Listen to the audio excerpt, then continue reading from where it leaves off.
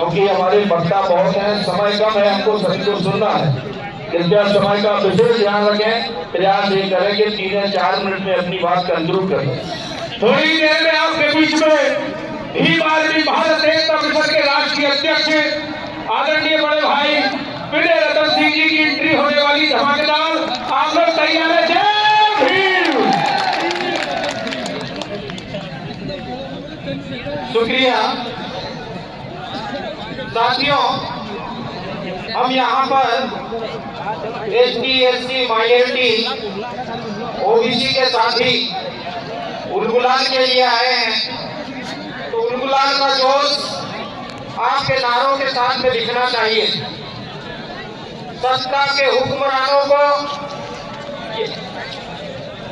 शांति रखिए भाई।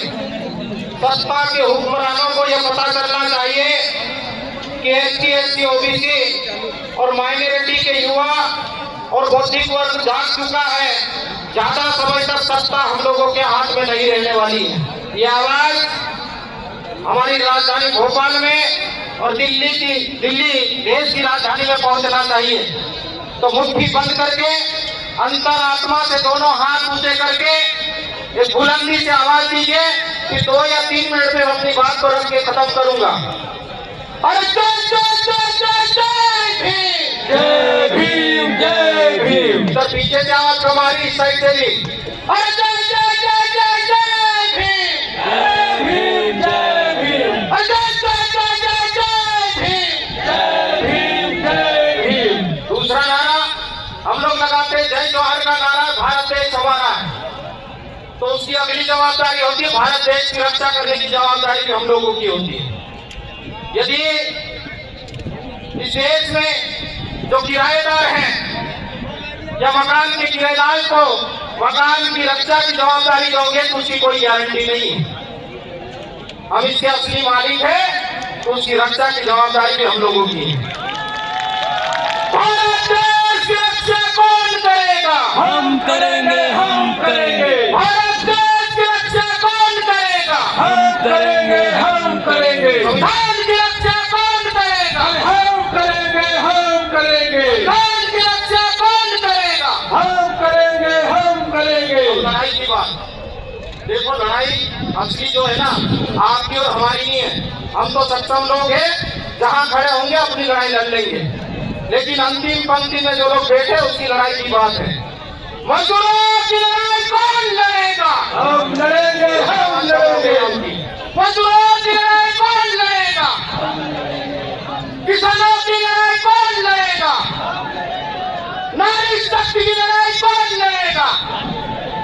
विद्यार्थियों की लड़ाई कौन लड़ेगा?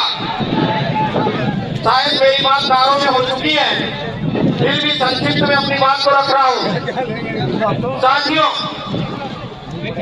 ये जो लोग हैं बात बात का पतंगड़ बनाते हैं और देश की जनता को गुमराह और भटकाने का प्रयास करते हैं, उसकी असल वजह को हम लोगों को समझ लेना चाहिए।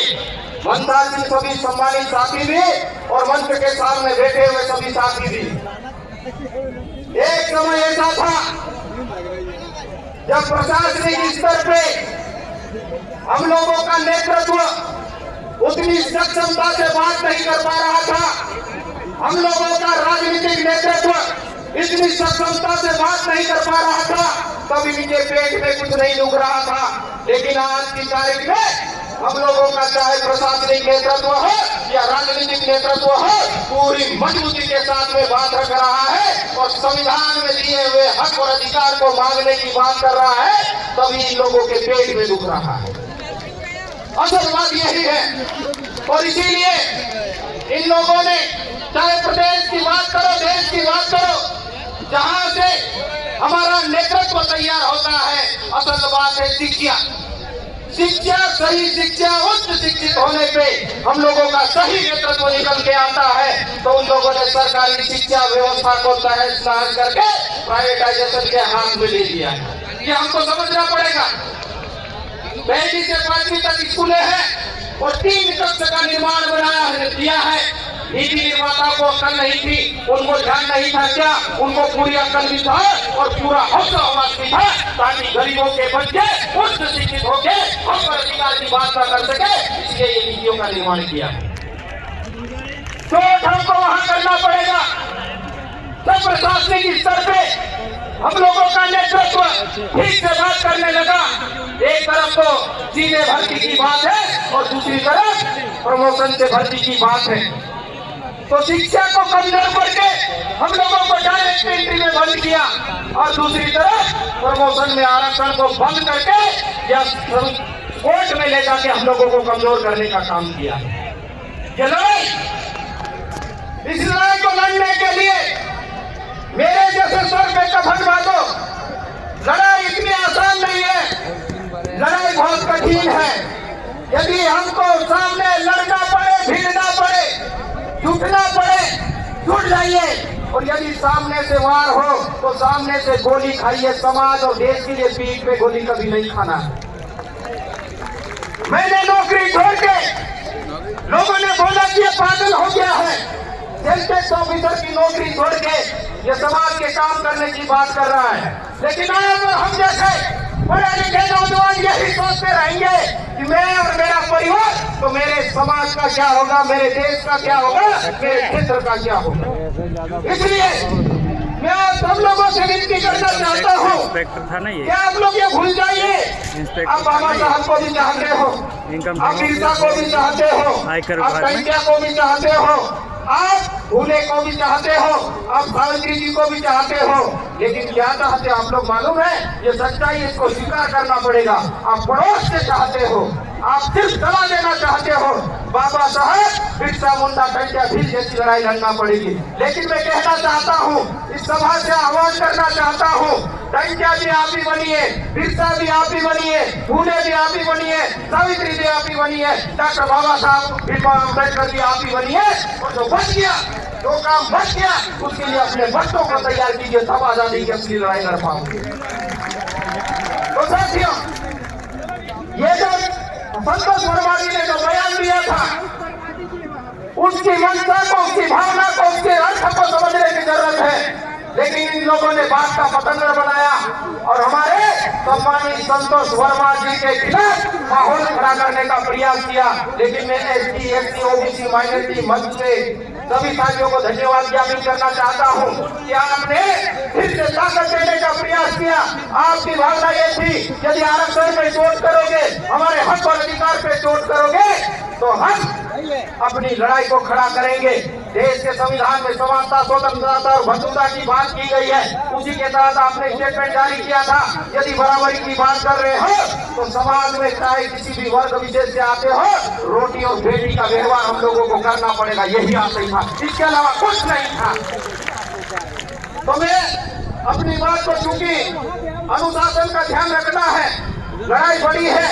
एक भाषण और एक सभा से, एक बार इकट्ठा हो जाने से आजादी की असली लड़ाई को हम नहीं लड़ पाएंगे।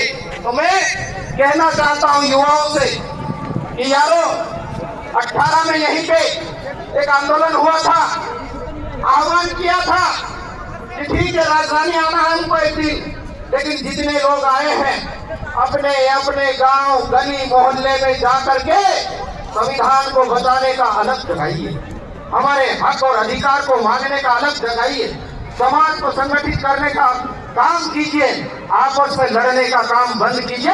यदि आदिवासी वर्ग की बात कीजिए तो समाज जिसने उदासी है सबको छोड़ के आदिवासी वर्ग के नाम पे इकट्ठे हो जाइए। यदि देश को बचाना है, सभी समुदाय की बात करना है, तो एसटी, एससी, ओबीसी और माइनॉरिटी के लोग इकट्ठे हो जाइए और उनको कह दीजिए कि अब आपका वक्त हो गया, छोड़िए गद्दी, अब हम लोगों को दीजिए। आपने तो विभाजन की बात की, आपने अन्याय की बात की, आपने कुछ एक लोगों को धन और दौलत सौंपने की बात की, आपने खनिज संसाधनों को सौंपने की बात की।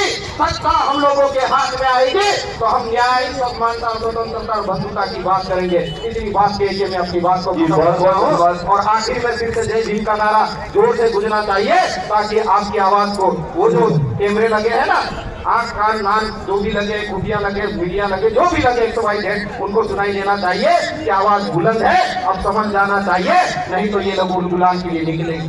और जो हमारा जो संविधान का हक है, मैं आखिरी बात कह रहा हूँ, ये संविधान बचेगा तभी देश बचेगा, आरक्षण रहेगा तभी ये समानता आएगी और ये हक और अधिकार को हम लेके रहेंगे। यदि नहीं देंगे तो ठीक के रहेंगे। जय जय जय जय जय भीम, और जय जय जय जय जय भीम, और जय जय जय जय जय भीम। शुक्रिया, धन्यवाद। और ये